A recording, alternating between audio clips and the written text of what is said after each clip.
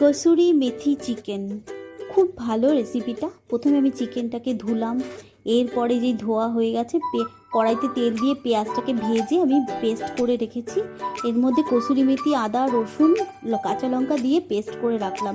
একটা বাটির মধ্যে আমি দই দিলাম, কিছুটা কসুরি মেথি যেই পেস্টটা ছিল সেটা দিয়ে ভালো করে আমি চিকেনটাকে মাখালাম। মাখানো যেই হয়ে গেছে এরপরে আমি কড়াইতে তেল দিলাম, কিছুটা এলাচ, তেজপাতা, সম্বাদ দিয়ে কিছুটা কসুরি মেথি যেটা রেখেছিলাম বাটা ওটার মধ্যে দিলাম। তারপরে পেঁয়াজ বাটাটা দিলাম, টমেটো দিলাম, একটুখানি জিরার গুঁড়ো, ধনের গুঁড়ো, হলুদের গুঁড়ো, লঙ্কার গুঁড়ো, সমস্ত কিছু দিয়ে এরপরে আমি আস্তে আস্তে চিকেনটাকে দিলাম।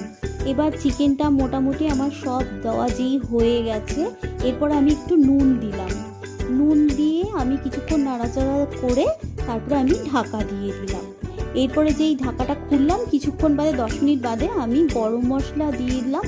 দিয়ে আমার মোটামুটি কসুরি মেথিটা রেডি হয়ে গেছে। কসুরি মেথি চিকেন অসাধারণ একটা খেতে হয়েছিল। রেসিপিটা ভাত রুটি দিয়ে আপনারা খেতে পারবেন। অবশ্যই আপনারা একবার ট্রাই